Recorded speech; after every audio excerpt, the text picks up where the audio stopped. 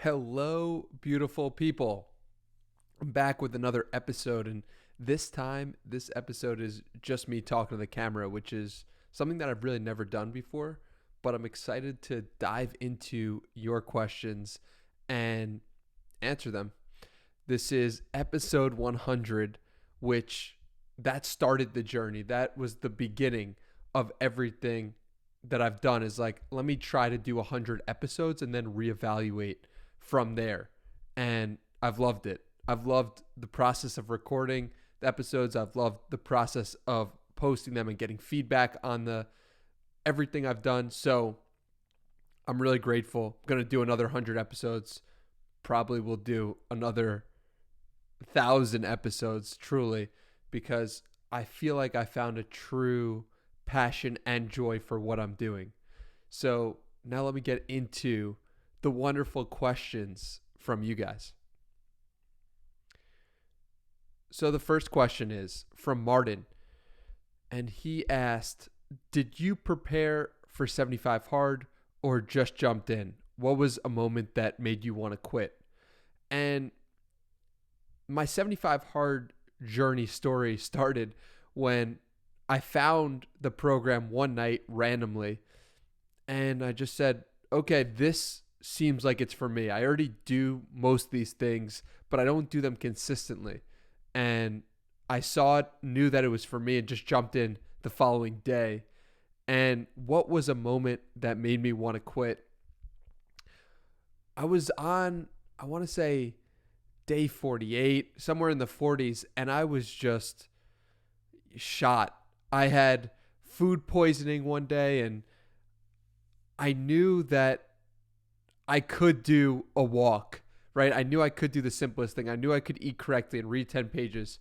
And throughout the program, I had food poisoning one time. I had an allergic reaction to bananas another time. So it was a journey, and I could have easily quit either time. But the fact that I stuck with it made it really fulfilling to me. And it those moments where I wanted to quit, it was even better when I actually finished that day, because I realized, well, I could complete that. So every excuse I was making was just nonsense. We got a question from Olex. Olex says, would love to hear your process of finding and contacting your interviewees. So how I find people to interview is very widespread. One way I do it is through Twitter. It's probably the most common. I'm looking for people who are just pursuing their highest version, who have some level of long-term thinking. And my process for contacting them is just telling them, hey, I really liked when you did X, Y, or Z. This is the impact you've had on me. And these are some of the previous guests that have come on the podcast. Would you be interested in coming on? No worries or hard feelings if you're not interested. And keep it simple. Question from Shmanis. Shmanis. Do you feel the way you expected to feel when your podcast hit this level of success or notoriety? That's a tough one, because I don't feel as if my podcast has hit a level of success or notoriety, at least not the level, anywhere close to the level that I expected to. And, it's interesting because I have had some successes, and those successes in terms of reaching and getting guests like Gary Vaynerchuk, and more recently, Tom Bilyeu. And it's like, those were really exciting moments, but I don't feel as if the podcast is a success by any means. I can't live off the podcast. I can't, there's some videos, or there are many videos on YouTube right now of mine that get like 3 views or 4 views, and I'm so grateful for that. But the point is that it's not like the podcast is a massive success yet, and I don't feel as if I've accomplished really all that much, except living up to my promise to myself of doing 100 episodes. Question from Matt Izzo. What have you learned recording 100 episodes?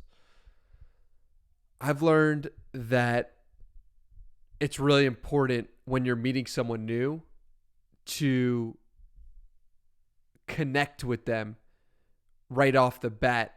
And what I mean by that is to have some pre-existing knowledge about them and to really have an interest in them if you're talking to them.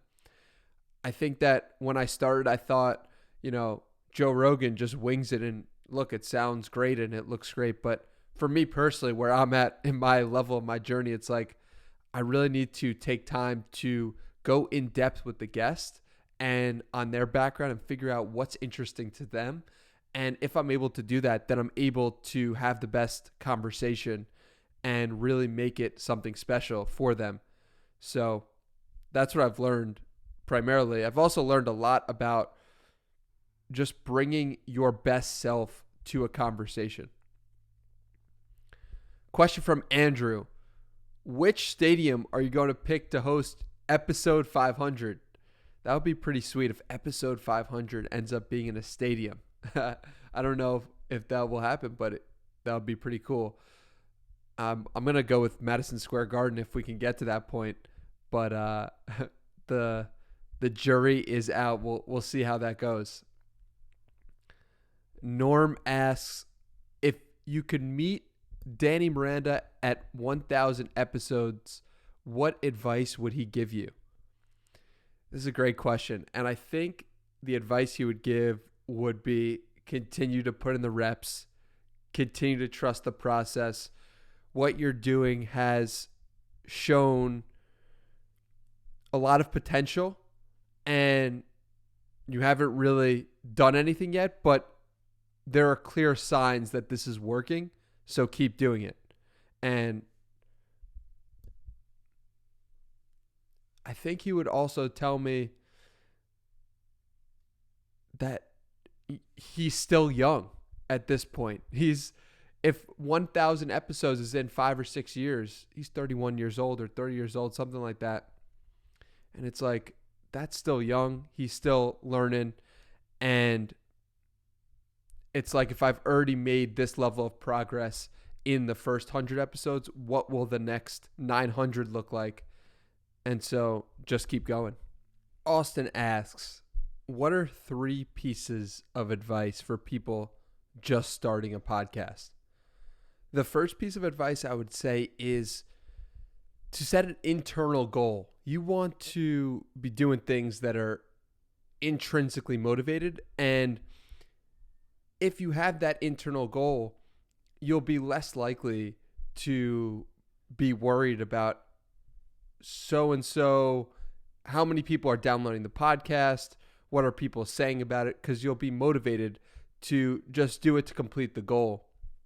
I think that it's easy to get caught up in the download numbers and easy to get caught up in the external. But for someone who's just starting out, make the internal be the source of your pride and the source of you wanting to do it. I think that's a huge part. The second part of it is go for the biggest guests you can try to get after recording 5 or 10 episodes. You'd be surprised at who would answer your email. You'll be surprised at who will give you a shot.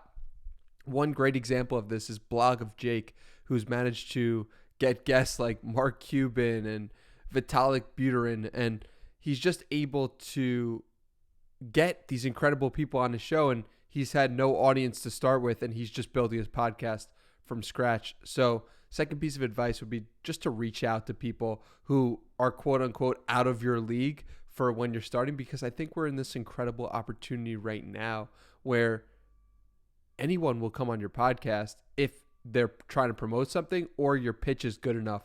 So just really think about who you would love to have on your podcast and just do it. Go for it.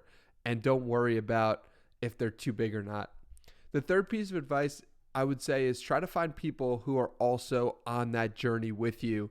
I've been fortunate enough to connect with people like Lewis and Kyle and people like Chris Williamson, maybe people who are a little bit ahead of you in the journey or who have just started around the same time. And that's been really cool because you can then talk to them about, hey, I'm doing this, I'm doing that. And you can get some sense of camaraderie along the journey. The 3 pieces of advice are: 1, set an internal goal; 2, reach out to bigger guests; and 3, find people who are at a similar stage or a little bit ahead of you on the journey. My man Ian asks, the most inspiring comment or piece of advice received from a podcast guest. I would probably say it was Gary Vaynerchuk saying at the end of his episode with me that the learnings from the process were more important than anything else. And if he could just do the process, that would be the win itself. And I think that was so rewarding to hear, and it was inspiring because of where he's ended up. And it's just a truth, right? If you're just in this journey because you're trying to get somewhere, if you're not enjoying the process itself, it's probably not gonna work out well for you. And the process itself will end up being that which you are most proud of. So that was the most inspiring comment. Matt asks, do you return your grocery cart?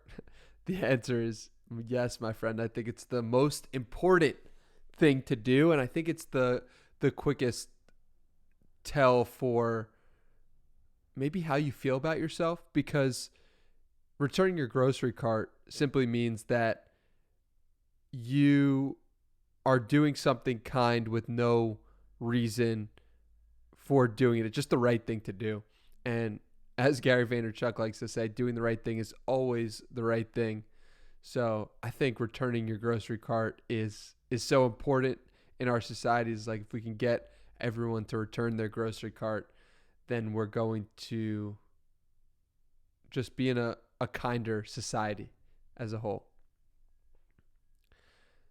Matt McLeod, the man, he says, what type of people do you want listening to your podcast? It's a great question. I want people who are kind, optimistic, willing to work hard, trying to pursue the highest version of themselves in some capacity, and willing to be self-aware and reflect on themselves. That's a lot of things, but those are the type of people I suspect would enjoy listening to the podcast. And the second part of his question is, do you make the podcast with them in mind, or do you put your own interests / curiosities first? And he says in parentheses here, I'm assuming a bit of both. And he's right in the sense of it is both. I'm asking on the sake of my own interests, and I'm also asking on the sake of the person in mind listening. And I think that it's important to have both and think about both when doing the podcast, because sometimes I'll ask questions to clarify something for someone who might not know something about a topic that is being discussed, even though I might know the answer. And I think that keeps people in the loop. And I really enjoy when podcast hosts do that as well. The curse of knowledge is just that once you have this knowledge, you assume that everyone else has it as well. And although I do like to make my podcast tailored to the guest and tailored to them, I also want to tailor to the audience while also making it fun for me. So it's a whole performance that I'm really trying to figure out. And I think the best example of someone who does this extremely well is Tim Ferriss. So he's someone I lean on in terms of preparation and thinking that really helped my process. Greg, he says, how has love and friendship influenced your journey? This is an important question, Greg. This is an important question because I don't think this journey, at least the podcast journey, the life journey, would have been anything without love and friendship. it was first loving myself and understanding myself that led to me starting the podcast, because it led to me reaching out to people and seeing if they wanted to talk on the phone. The friendship part of it is like, I knew I had friends who I could interview, who I could talk to, who people would be interested in listening to. And I'm forever grateful for some of my friends for being willing to share their stories and being open to letting me test them out and test my interviewing with them to start. So that has been incredibly important, and it's influenced everything that I've done since. Zeke asks, what are the most important traits that you find your guests share? It's a really great question. I think it's a self-awareness piece and it's a discipline piece. I think a lot of my guests have spent a lot of time looking at themselves, listening to themselves, figuring out who they are, what they care about. And then I think a lot of them also have the discipline to stick with things throughout the process. So I think self-awareness and discipline are the two big attributes that I see come up time and time again. What do you think you'd be doing if you lived pre-internet era? Do you think that what you're creating / building would be possible without the internet? That's from Zach. It's a really good question. And I think the internet has shaped me in such a way, because when I was 12 years old, 13 years old, I was creating websites and I was playing fantasy football, and I knew that this was where the future was going. It just was so obvious to me. And I didn't have the discipline, to go back to the last answer, to stick with things. And I didn't have the discipline to set out to do something and then continue doing and have the internal guide and understand the process would take years and not weeks. And I would go from one thing to the next and try things out. And I think that's fine. I think that's part of the process. But to go back to the question, what would I be doing if I lived pre-internet? Probably something to do with writing. Writing's always been something I've been tremendously interested in, something to do with reading as well. Maybe I'd be an author or a writer in some capacity, psychologist maybe, something like that I think would be a good guess. And do you think what you're building / creating would be possible without the internet? It would be possible, but I don't think I would have leaned into that way of being. That question was from Zach. Great one. Pratik asks, if you were given control to the American education system, what would you add to the curriculum for high school students and why? I think a really important thing that we need to start teaching in American schools is meditation. And teach it as a class, teach it because it is so important in a world when we have so many distractions and so many things vying for our attention. It is incredible. So that's why I think meditation is so important. And it's particularly for high school kids who have so much stimulus, so many different things vying for their attention. You have TikTok, you have YouTube, you have social media, and you have people and parents and telling them this and that. It's like, you don't even have time for yourself. Back in the 2000s or the 1970s, I'm sure there were time for people to relax, to go back inwards, to just be bored. But today, kids aren't bored, and so what they lose in that is some level of self-awareness. And if I was given control of the American education system, the first thing that I would be talking about is meditation. Let's add a mandatory meditation class to every single high school in America. Have kids learn about sitting with their breath and sitting with themselves and understanding it's normal to have thoughts and not to identify with those thoughts. We would be in an incredible place if we could do that. And I hope in my lifetime I live to see it. Josh, my man Josh, he asks, what is your research process like? It's scrappy, man. It is finding and going deep on the person who I'm interviewing and really trying to understand them, what motivates them, what they're interested in. And I'm going to the 7th page of Google. I'm going through Twitter advanced search. I'm going through their old Instagram posts and really just trying to figure out what life is like in their perspective. I'm trying to pick apart and find little details from their life, little details that they might have forgot or things they've said a long time ago, and ask them to expand on it. I think Twitter's a great tool because it logs all your thoughts since you've been on the platform. But my research process is just scrappy. Oh, and another thing I'll mention is that I listen to podcasts a lot. And I listen to a podcast from, if I'm going to interview a guest, I'll listen to them on a podcast and figure out what are the things that they say a lot. What are the things that I wish they would expand on? I think that some gold happens when you have a guest who is being asked scripted questions and the interviewer isn't listening, but you are, because you're obviously listening to the podcast, and you can then put yourself in that state of mind and ask them the follow-up question to something the interviewer in that podcast missed. So that's one thing I like to do, and it's an important part of my research process. Chad asks, what's one thing you plan to do before departing this realm?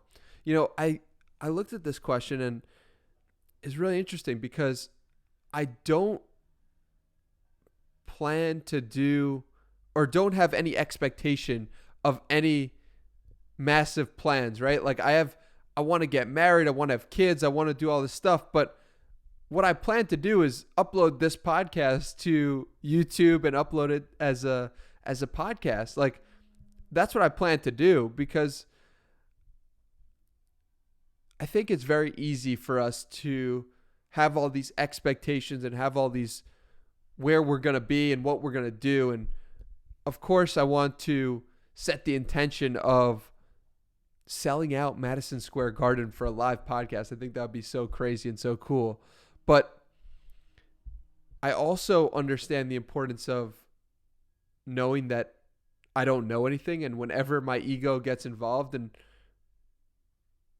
life is worse in some capacity than when I just let life flow and life work out and just ride the wave that is life. So I plan to upload this podcast.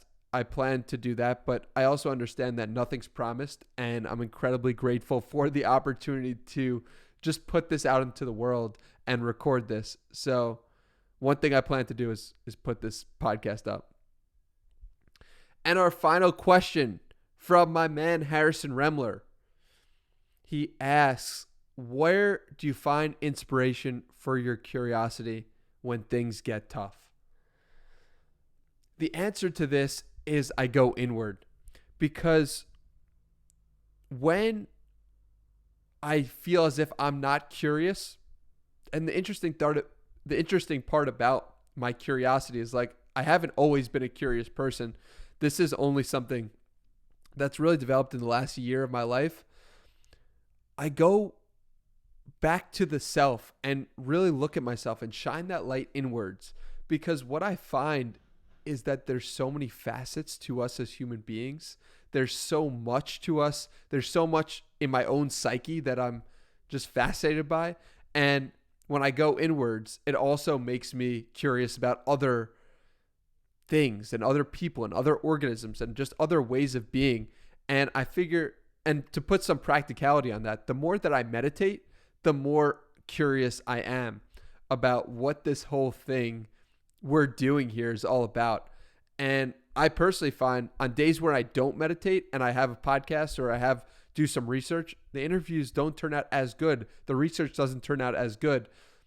And I think it's a direct result of getting in touch with myself and getting in touch with who I am.